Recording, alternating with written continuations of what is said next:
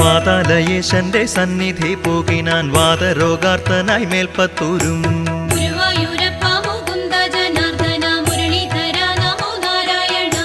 നാരായണീയം രചിച്ചൊരു നേരത്ത് കാരണപുരുഷൻ നീക്കി ദീനം.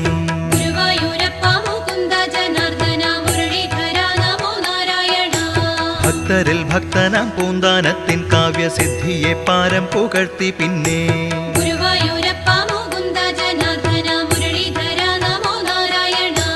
വൈകുണ്ഠം തന്നിലേക്കുടലോടെ കൊണ്ടുപോയി വൈകുണ്ഠനാഥൻ അനുഗ്രഹിച്ചു.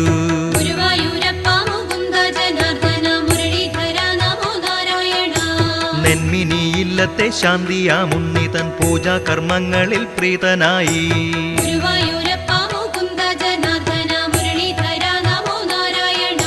സംഭാരമുപ്പുമാങ്ങാദികൾ കൂട്ടിയും നേദിച്ച ചോറുണ്ടു ദാമോ